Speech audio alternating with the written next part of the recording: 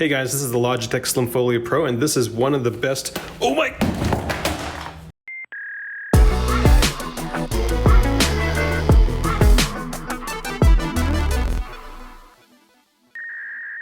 At MobileReviewsEh, Monty and I base all our reviews on actual usage, and for these keyboard cases, the only thing we can do with them is, well, type a lot. For the rest of this review, I'm going to talk about the overall design, the keyboard functionality, keyboard shortcuts, typing experience, as well as the versatility of the product. And if you so choose, use the chapters in the video timeline to jump to the sections that you guys care about the most. This $130 keyboard for the 12.9-inch iPad is a well-designed product. From my perspective, if you're looking for an alternative to Apple's own Smart Keyboard Folio, this Slim Folio Pro is the only alternative. In fact, it's the only non-Apple keyboard that I've used over the last few months where the keys are actually good. Let that sink in. After using half a dozen non-Apple iPad keyboards, this is the first one that I don't hate. Now the iPad Pro sits in a case with fairly large corners. The proper install procedure is to slide the iPad into the case from the top.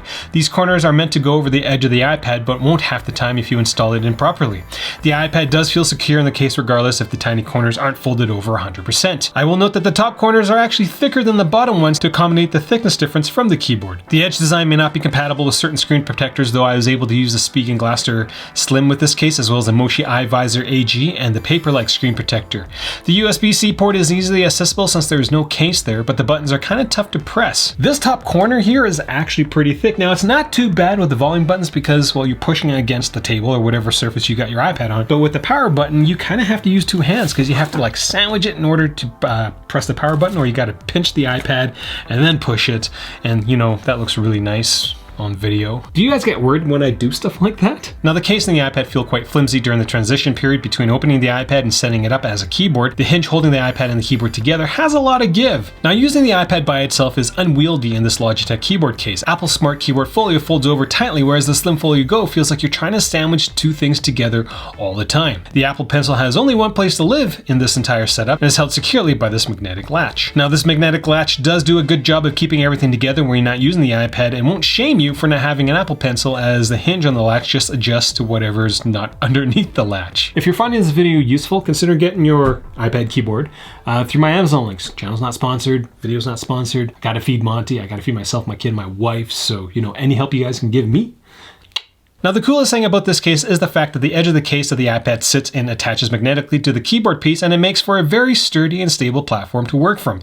You almost forget that the hinge is actually very flimsy. Now attaching the case to the keyboard also turns on the keyboard, which will save you a split second in terms of time. I'll elaborate on that in a few minutes when I talk about the typing experience. Now this case isn't really going to slide around easily because the finish of this product is very, very close to the finish that you find on Apple's keyboards or cases. Now when it comes to keyboard features, Logitech uses Bluetooth Low Energy, but it doesn't explicitly state that it has Bluetooth 5.0 or 4.x, so I'm guessing it's Bluetooth 5.0 because I was able to get about 60, 70 feet in terms of connectivity before I stopped trying, but this keyboard doesn't actually show up in the battery widget, and I'm trying to figure out if it has to be a newer Bluetooth version or an older Bluetooth version. I have no idea. Thought I'd point that out. The Slim Folio Pro technically has a 3-month battery if you plan on using it 2 hours a day, and can be charged by the iPad if you really need to. And from what I can tell, there are only three states in terms of trying to figure out how much power you have. You've got blinking green light, which means it's charging, green for charged, and red means it needs to be charged. I've been using this thing for 6 weeks. I haven't seen the red thing come on yet. The keyboard for the 12.9 version is a full-size keyboard with 3 levels of backlit lights, though one of the levels is no backlight. Now, unlike Apple's own keyboards and like everybody else's keyboards, the Slim Folio Go has a row of shortcut keys, which include a home button, backlit key brightness button, spotlight search, on-screen keyboard, music control, volume, lock, Bluetooth pairing, and power. Now, as I discovered in some of my other reviews, some of the buttons that I say are useful or not useful is kind of a contentious issue, but this is the only keyboard with a search button. This thing, the fourth one in, and this thing is awesome. I love using Spotlight or Search or whatever you guys want to call it. I don't swipe through my pages to find apps. I just push this and search it. It's so much quicker. Now, when it comes to typing experience, as I said earlier in the video, this product is the best keyboard I've used for the iPad that's outside of Apple's own products. But the weird thing is that these buttons are tiny. They're only 15.4 millimeters in width, and they've got a normal distance of about 18.3 between that. 18.3 millimeters is actually the standard distance, I think, between all keyboards, but the size of the keys changes consistently. The keys on Apple's Magic Keyboard are a full millimeter larger. Now, I know before I said bigger buttons mean better accuracy in terms of typing, but apparently that's incorrect, because as long as buttons are easy to press, then accuracy is gonna go up. Like, I honestly can't figure out why Bridge is still a company, or they're still around. So hard to press, and the buttons are small. Bridge's buttons are just so terrible to press. Now, one of the things that really annoys me about Bluetooth keyboards is the fact that they aren't instantaneous. First world problems. You have to wait for the devices to turn on before you can start typing, and it's a split-second delay, but it is noticeable. Your laptop doesn't have this issue. Now, the neat thing about this Logitech product is that it's magnetic. So I don't know if you saw that, but the moment that I slapped the case in, the keyboard turns on. And so it kind of saves you that split second between setting up the iPad and then, you know, settling yourself in before you type.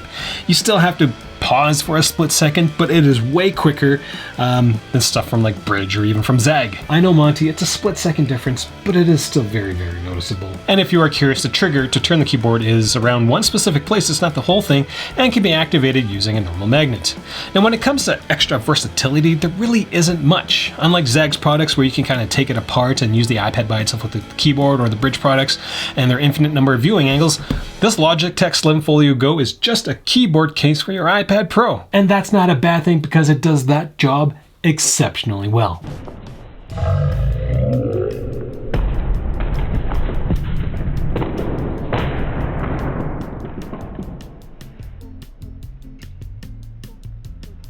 Now, from a protection standpoint, the iPad's going to be fine in this case. Your Apple Pencil, on the other hand, may go flying out somewhere. So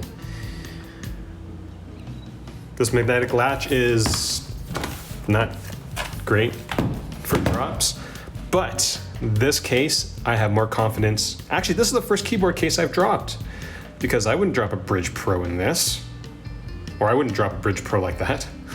So that's all I got for this video. Questions, comments, leave them down there. I've got 2 more keyboards to do a deep dive on, and then I'm gonna gather them all up and do a big roundup. Next one is gonna be the tough version of the Zag one, which is different than the slim one, which is kind of neat. And I'm gonna do one from Amazon.